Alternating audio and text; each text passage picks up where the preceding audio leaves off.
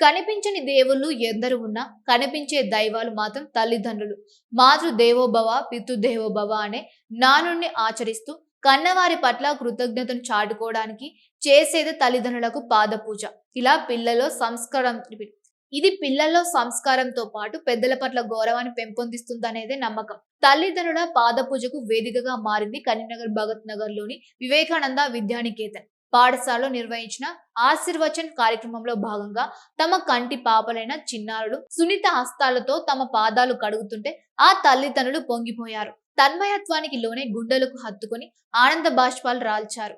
తమ తల్లిదండ్రులు ఆయుర ఆరోగ్యాలతో జీవించాలని, సకల సంపదతో తులతూగాలని పిల్లలు ఆకాంక్షిస్తే దీర్ఘాయుష్మాన్ భవ, అఖండ విద్యా ప్రాప్తిరస్తు అంటూ తల్లిదండ్రులు తమ పిల్లలను నిండు మనసుతో ఆశీర్వదించారు.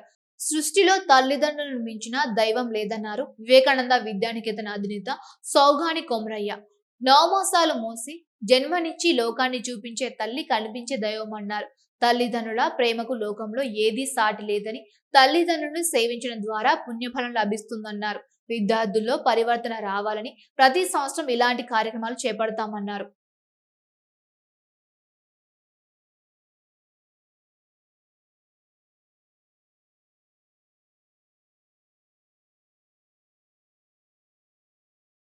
కార్యక్రమాన్ని నిర్వహించడం జరుగుతూ ఉన్నది.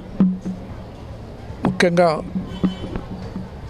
పిల్లల లోపల చదువు, రాయడం, పరీక్షలు, మార్కులు కాదు, ఒక పరివర్తన వాళ్ళ లోపల ఒక గొప్ప మార్పు రావాలనే సదుద్దేశంతో వివేకానంద విద్యానికేతన్ ప్రతి విద్యా సంవత్సరం ఈ పాదపూజ కార్యక్రమాన్ని నిర్వహిస్తుంది.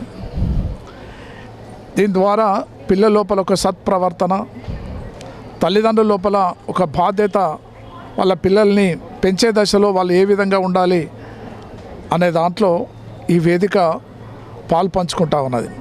ముఖ్యంగా ఈ సమాజంలో జరుగుతున్నటువంటి రుగ్మతలను రూపుమాపే సదుద్దేశంతో వివేకానంద విద్యానికేతన్ ఈ ప్రయత్నాన్ని ప్రతి విద్యా సంవత్సరం కొనసాగుతూ ఉన్నది.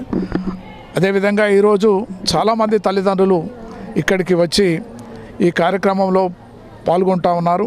ఇచ్చేసినటువంటి తల్లిదండ్రులందరికీ కూడా నేను హృదయపూర్వక స్వాగతం పలుకుతూ అందరికీ కూడా కృతజ్ఞతాభివందనాలు తెలియజేస్తాను.